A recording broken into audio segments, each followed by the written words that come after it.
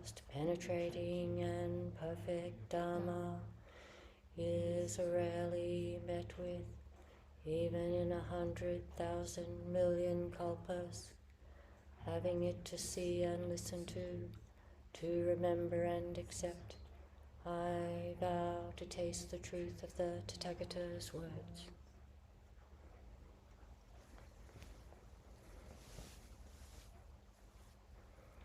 Welcome. I'd like to talk a little bit today about how do we skillfully work with having thoughts of criticism toward others, thoughts or speech. Neti, can you please turn up the mic a little bit? There you go. Can you hear me okay? Yes, that's better. Thank you. Good.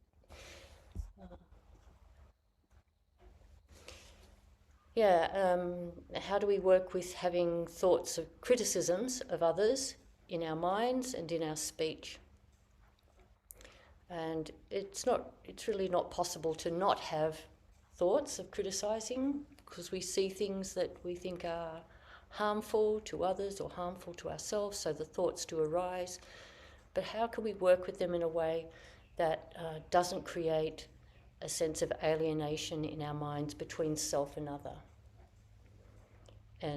Or another way of thinking about it is, how can we manage having those thoughts but still be grounded in the reality that we're all profoundly interconnected and nobody exists independently? So if we're having a critical thought about someone, can we keep in mind that that someone is not as solid as they seem, and I, as the criticizer, am not actually separate from that person? There is still some relationship that I have. I'm still part of that person. They are still part of me. So I just wanted to talk a little bit about that. And maybe to start, there's a well-known story in the Lotus Sutra about a monk who never criticized anyone. So we can hold this image of never criticizing anyone, even in our minds, even though probably we can't quite be like that, but we can be inspired by that perspective and then work out for ourselves what's a skillful way that I can deal with these sorts of thoughts that do come up. So the Lotus Sutra is one of the early sutras. The image of the lotus, often Shakyamuni Buddha and Bodhisattvas and all the various Buddha figures that we have are often sitting on a lotus flower. We have our one on the altar is. And the lotus flower is this beautiful, beautiful flower that it comes up through the mud and the water, but mud and water don't stick to it. So it's a beautiful image of how we function in our life with difficulties and stresses and our emotional world and so on. Water is often a symbol of our emotional world. Mud is a symbol of the difficulties and challenges of life. So we all grow up through that, but there's a way to cultivate in our awareness a way of functioning that the water and the mud don't stick. So I'll read out a little about this monk called Monk Never Disrespectful. I thought I'd set up my computer so it wouldn't do these little pings, but obviously not quite.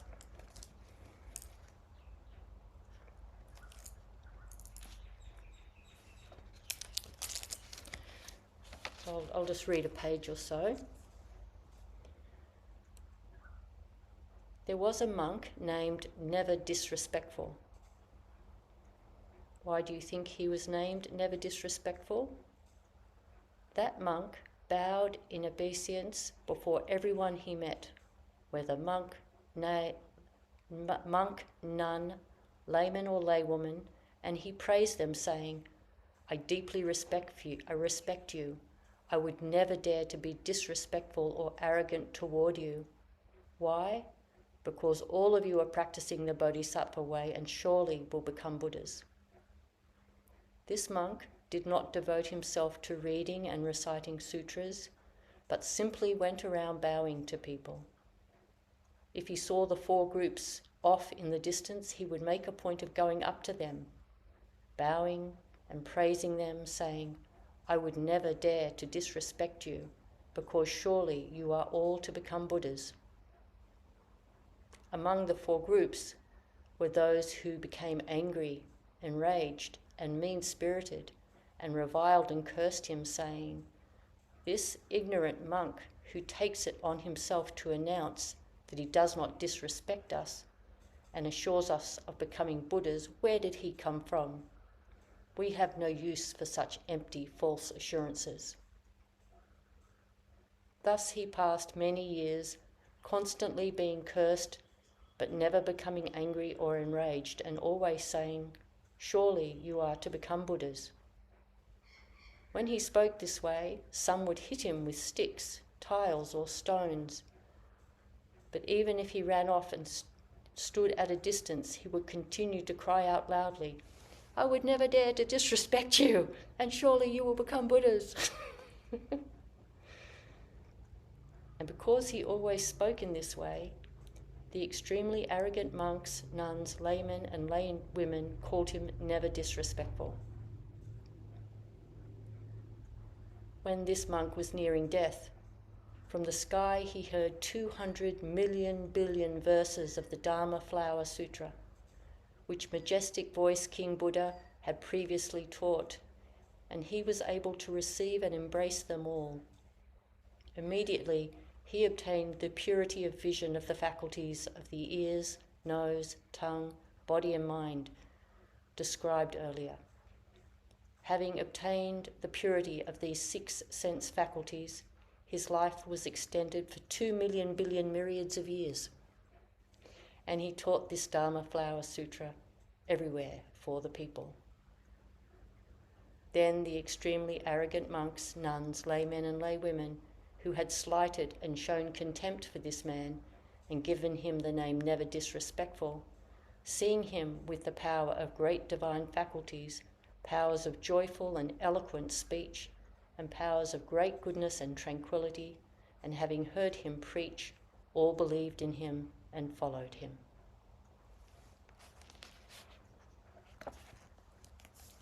Sometimes it's translated as never disparaging, which I like too, never disparaging.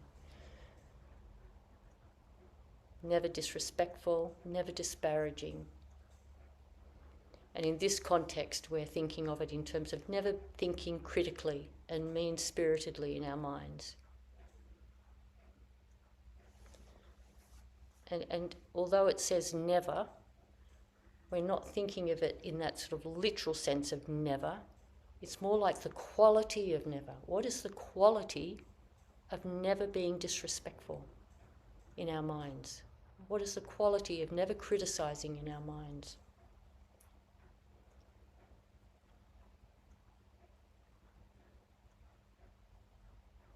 And I think one of the teachings, or the main teaching, one of the teachings I think is very helpful when we're feeling critical thoughts about another person is to remember that each person is just not even the result of previous causes and conditions. That's true, but they're actually still moving. They're still in the process of being created by causes and conditions.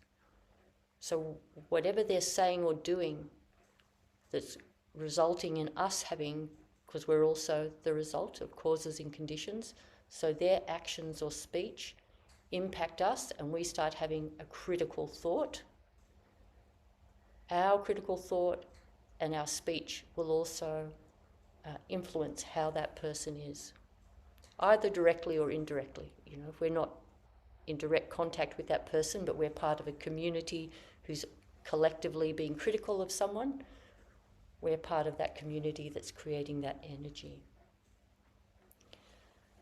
So if I remember that the thought that I'm having, the criticism that I'm having, is not of an actual person, but is of a chain, or a web is probably a better word, is a web of many, many consciousnesses. It's like there's a stream of consciousnesses that are flowing in a way that looks identifiable as a person.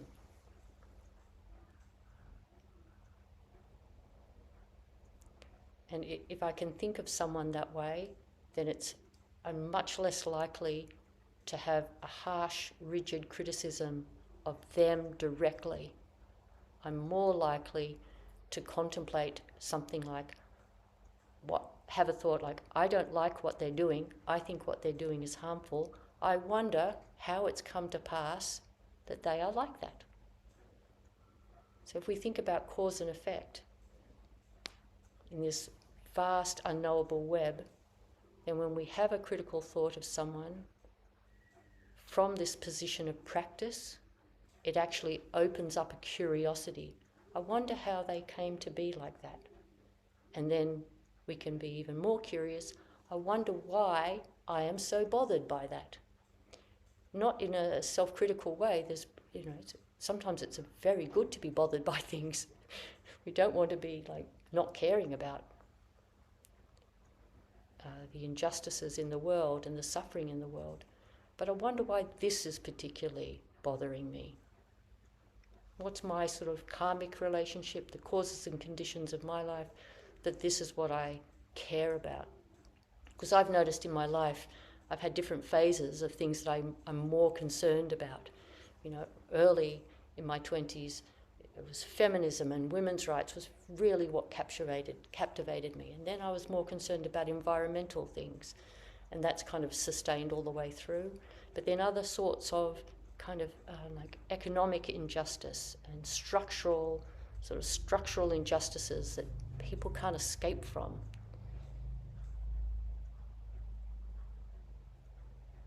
And I think when we think, so it's good to notice just what is it that gets me irritated, because different things upset and bother different people. So we're part of the whole picture. It's not as if there is some activity going on and we are objectively just saying that is bad.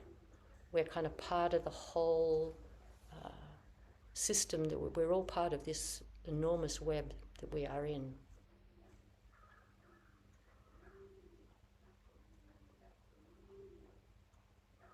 So I noticed that I feel much less interested in actually criticising a person.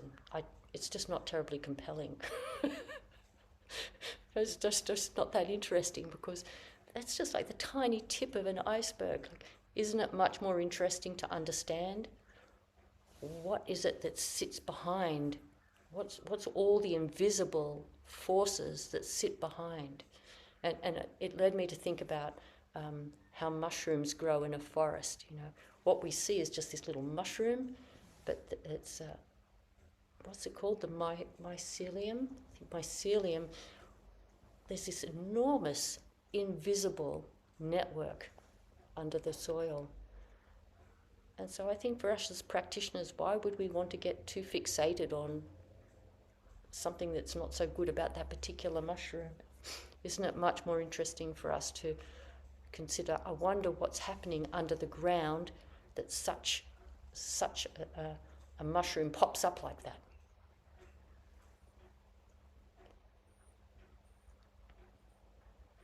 It also helps us to be less likely to think that the solution is something simple like just get rid of that mushroom. Just cut that away and the problem will be gone.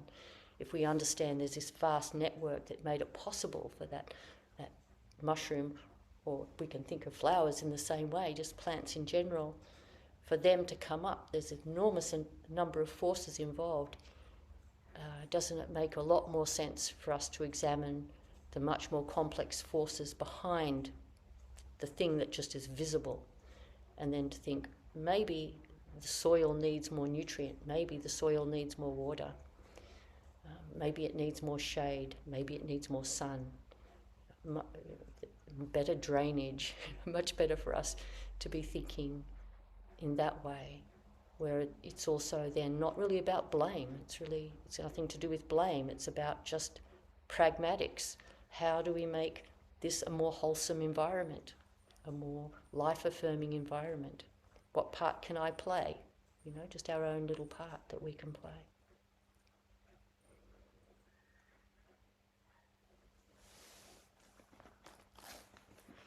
There's a couple of stories in The Hidden Lamp, which is a collection of stories of women practitioners over the centuries.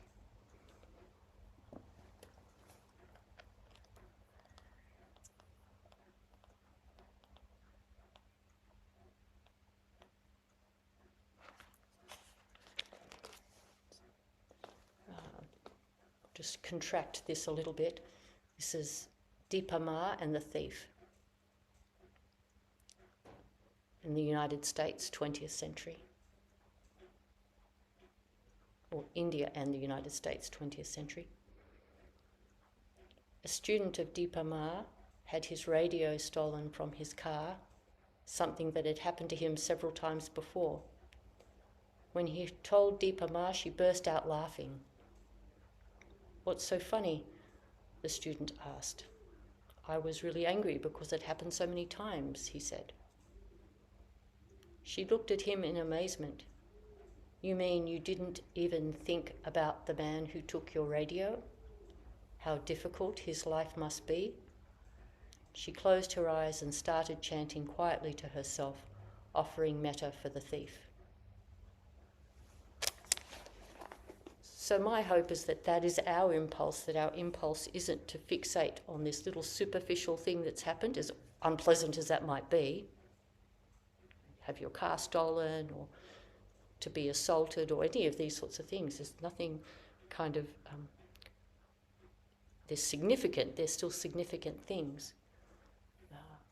But hopefully all of us as practitioners can sort of drop down below that visible event and be more interested in the conditions that led to that event.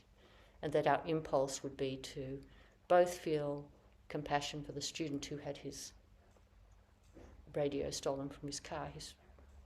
Was it radio? Seems like a funny thing these days to have a radio stolen from your car. Maybe it would be more like our iPhone or our laptop or something like that. People don't even do that anymore. So much. But to feel compassion both for that person, but particularly so, more so really, for the person who did it, for the person who committed the crime or was unskillful themselves to cause somebody else suffering. Really much more important for us to put our compassion there in our minds. Now all of this is really, what are we doing with our minds? Because our body will pretty much follow. So is my impulse, when I hear a story like that, we want our impulse to be, "Oh, I'm sorry for you that you lost your radio.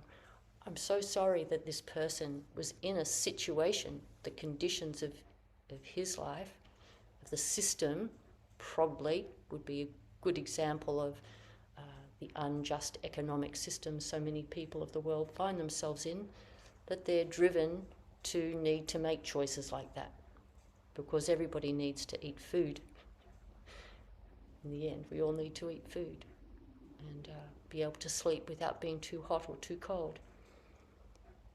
And also people need to have some kind of periods of mental calm, which is often why people have addictions, because they're needing mental calm, and the substance temporarily gives them that mental relief. So people often steal things to feed their addictions, and we should have greater heartfelt care for them than really for anybody else. But we can also have a sense of care and compassion for those who are perpetuating an unjust economic system. We don't need to demonize anybody. We can also, why would someone who already has tens or hundreds of millions of dollars want to have more and extract more from the population? Why would someone want to do that? And really look, they're just like a little mushroom above the surface as well. They're just like a little blade of grass that have popped up as well. They're not the enemy.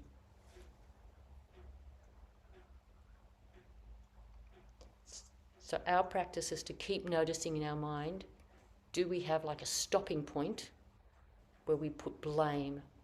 And our practice is not to do that. To encourage ourselves to see things in a far more systemic way, because that's the outcome of contemplating cause and effect. And it's also the outcome of understanding the teachings or integrating the teachings of Buddha nature, that nobody is born with these negative impulses, that all of these negative impulses like selfishness and greed and anger and malice and so on, these are all acquired. And because they're acquired, they're not who the person actually is.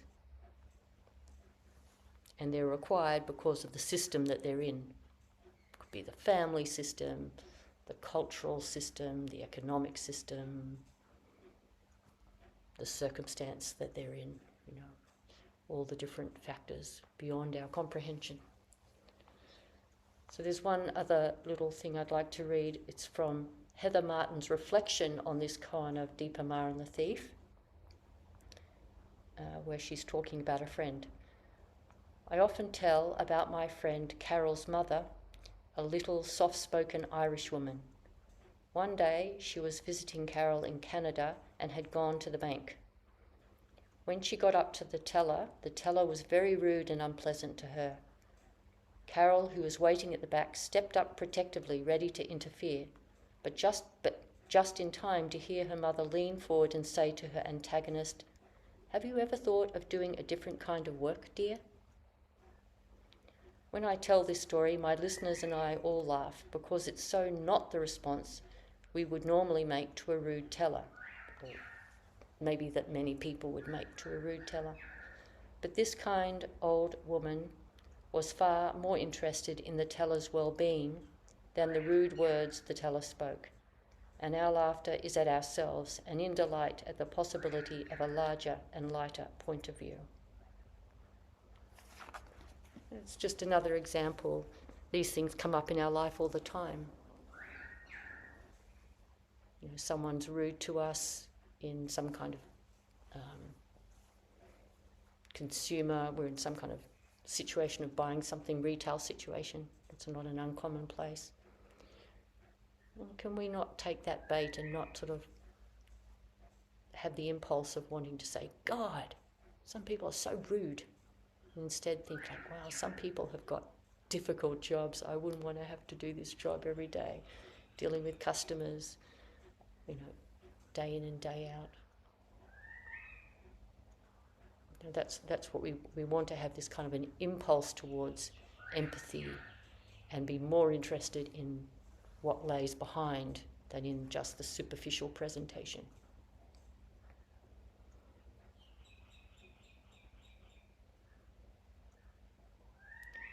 Well, I think that's all I wanted to mostly share.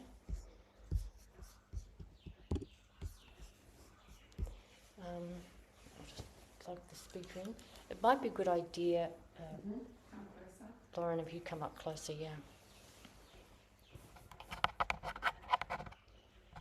I should put my glasses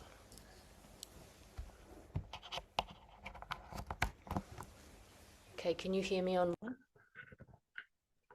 Yes, that's good, thanks.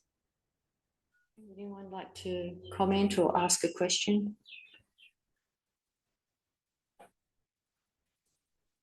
Lauren. Thank you. I wonder, much of when you have been speaking, I've also been thinking about self-criticism, criticizing ourselves. And I feel that much of what you've said could also apply to ourselves. Our reactions are a product of our circumstances in our lives and so on and so forth. But I wonder if you agree, if you think that much of what you've said could be applied to our own self-criticism.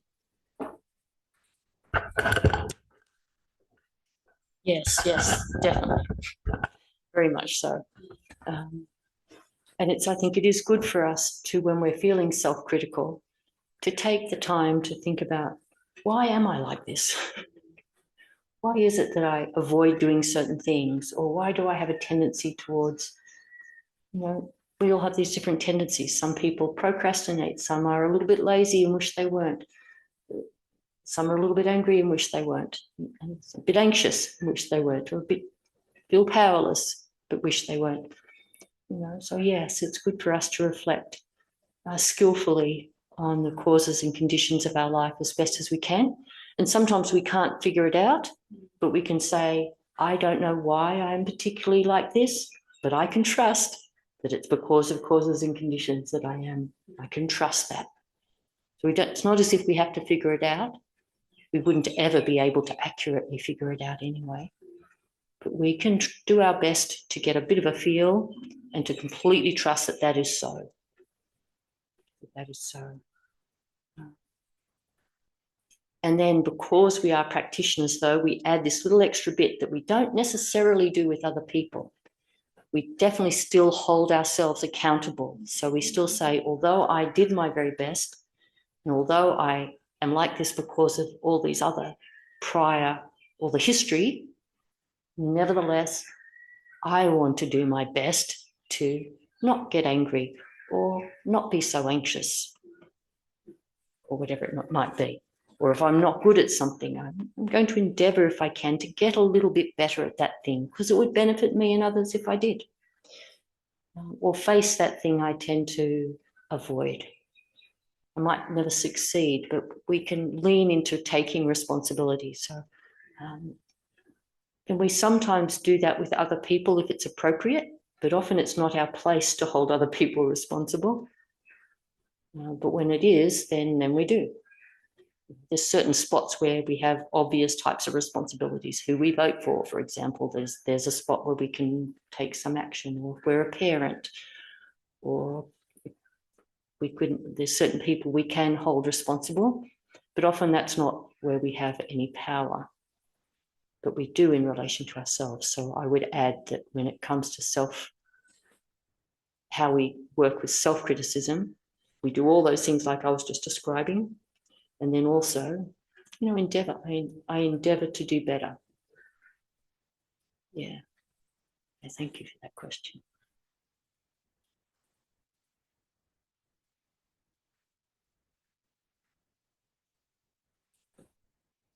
Bill.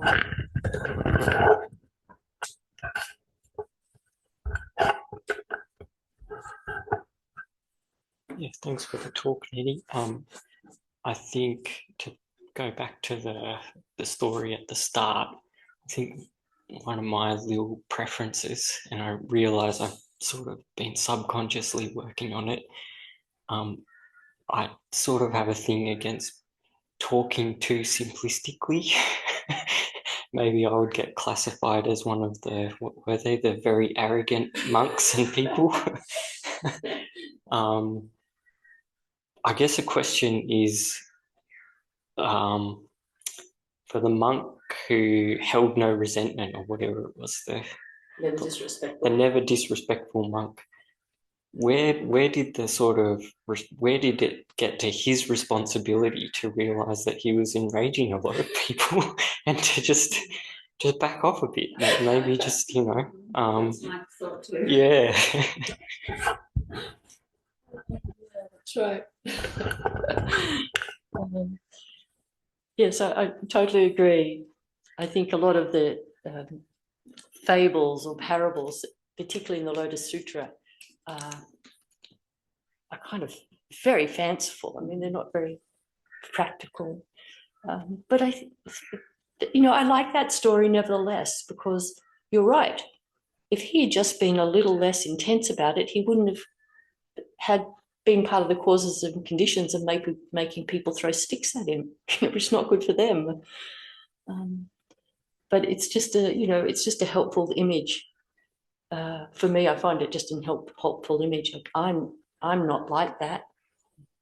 But, could I move more towards if someone were to say, horrible things to me, that I could absorb it without saying, well, you're just as bad, or you're even worse, or what about you? You know, could I just absorb when someone says something that's completely unreasonable to me? If it's not causing me any actual harm, can I just absorb it? So I think that's kind of what I take from a story like that. I think, yeah, I'm glad you mentioned that, because he kind of made things a bit worse for some people. Yeah, I guess it made me think we're all different, and the story has it is just a preference of mine to communicate in a certain way. Yeah, if someone came up and went to great pains to assure me that they respect me, I hope I'll just be able to like take it at face value and be like, yeah, okay, good on you. I respect you too. Yeah, that's actually another little part of it, is that it felt like in that story, people had difficulty receiving that level of respect, and someone saying, you are going to become, I trust that you will become a Buddha. Some people don't want to hear things like that. And we also, as practitioners, want to be skillful in all of our speech. So sometimes telling someone, you're amazing, you're going to be a Buddha, is actually just going to stress them out. It would be more appropriate to say, like, oh, you look very nice today, or something. Just, you know, we always want to be skillful in how we are to say what can be received. But I will share that monk's story actually helped me. I think I've told a little bit. I've had a neighbour who sometimes loses his cool badly, and he lost his cool badly with me some months ago, and he said, you are the most uncooperative woman I have ever met. Like I'm really a pretty cooperative person. But I didn't argue with him. He actually has quite a bit of difficulty cooperating sometimes. But I didn't criticize him. And then he decided to forgive me a month or two later. And then, this is something I've not shared, he came over to my house and said, I want to tell you that I really respect that when I was mean to you, you weren't mean back. He said, most people would have gone tit for tat, and you didn't do that. I really respect that. I was actually quite moved that he even had that insight. I didn't expect him to have that insight. But I do feel that, having heard that story lots of times, and also the story of Angulimala, who murdered 99 people and then tried to murder the Buddha as his 100th person, and didn't, and then became a monk, and then people threw rocks at him for a long time afterwards because he'd murdered people in their village.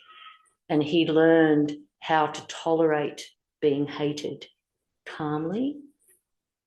Those two stories directly helped me deal with that situation with my neighbour. So even though these stories are sort of bizarre sounding, because they're so intense, their intensity helps them, I think, lodge in our imagination, so that then when something happens in our life, this extreme story comes into our mind and helps us. That's how I found some of these particularly early sutra stories that are very extreme. That's how they function. So they kind of look almost ridiculous sometimes, and in some ways superficial or simple, but they're very wise in that they actually affect how we remember them. And I think because they come from the pre-written, in a time where people were mostly passing information on orally,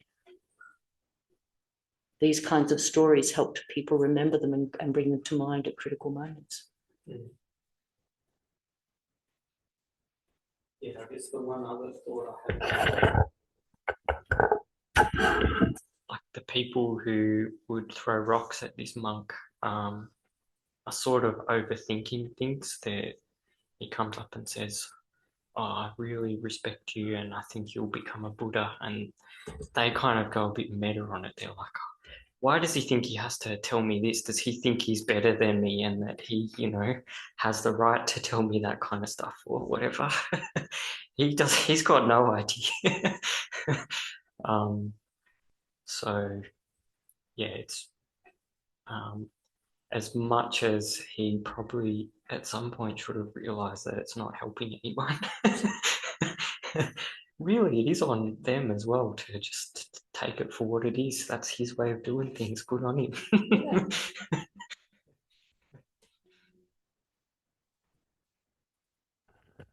Yeah, that's right, actually. That's the other part, that about not criticizing. They can be instructive to us, that they couldn't just say, like, he's a bit of a crazy monk, but all right, who cares? Yeah. Just saying. I'm just thinking about how those people, as difficult as what it was in that story, those people were giving that monk feedback. I think that's what we're trying to say. How do we receive feedback? When is it appropriate to give feedback? Because sometimes, rather than criticism, giving feedback can also be compassionate. Sometimes it's not compassionate to stay silent. And so I guess my question is, and I know it's hard to make generalizations, how or when do we know the difference between those two? Like how do we know when it's appropriate and when it's not appropriate to give feedback? Yeah. Yeah. It's just like the motorbike, go around one bend, tilt towards emptiness, Buddha nature side, no need to criticize. Go around another bend, need to hold that person a little bit accountable right now, because that's not fair or that's not good for them. I'm much more likely to, I guess you'd say, be critical with my grandchildren. I'm much more likely to say something, like reality check with them. I know you don't want to, but it's your responsibility to. So don't complain and please go do it. I don't want to do it. Well, you have to do it. Go do it. I'm much more likely to do that with them because I have a role with them to maybe criticize them sometimes. You've got to be careful how you do it. There's definitely a place. So it's just, which part are we emphasizing? Their Buddha nature part or the fact that we all are deluded? And so do I interact with the deluded part or do I interact with the Buddha nature part? If you know what I mean. The two parts are not separate, really.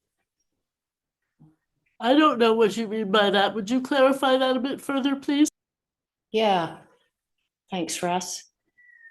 If I lean towards the Buddha nature side of a person, then I might have a criticism of what they're doing in my mind, and I'll know it's because of all of the things in the subsoil that are behind it, but I won't actually actively criticize them because it might not be my role to, but I'm thinking about that they're doing the best they can with all the causes and conditions. So no need to criticize them, even in my mind, really.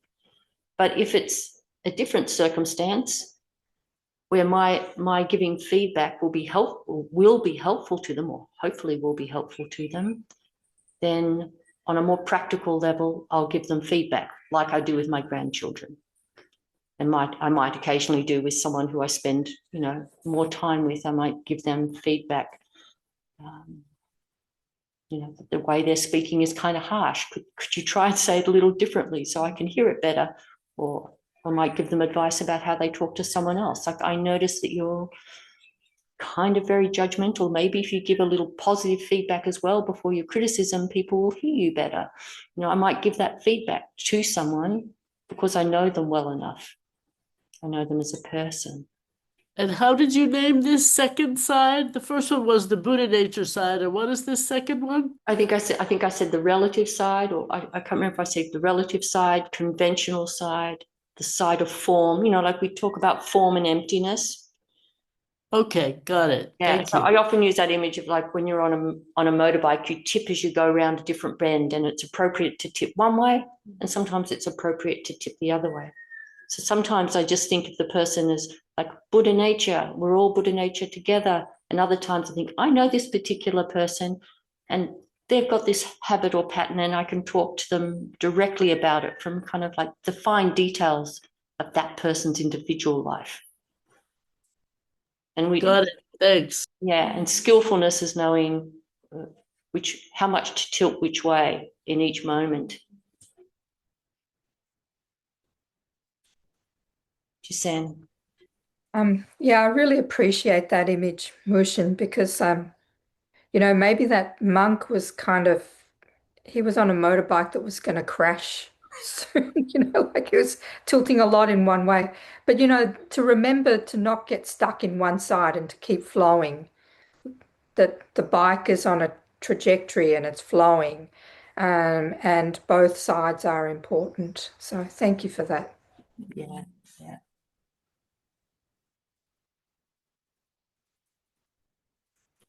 Yes, Lauren. I just wanted to share one story, which I think is kind of relevant. I have a family member who I will often argue with.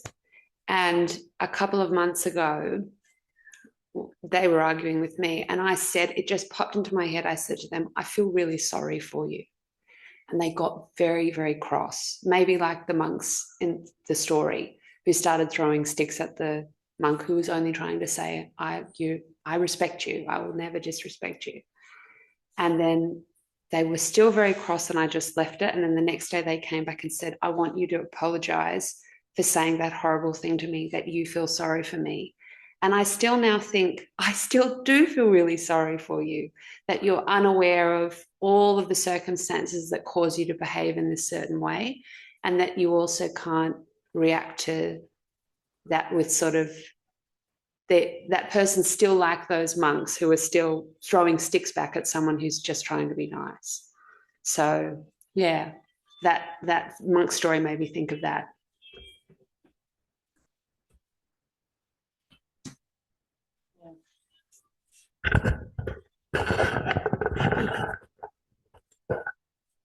All right, I think we better finish up. Thank you for being part of a conversation and a reflection. Do our final chant and a few bows together. Things are numberless. I vow to save them. And delusions are inexhaustible. I vow to end them. Dharma gates are boundless. I vow to enter them. Buddha's way is unsurpassable. I vow to become it.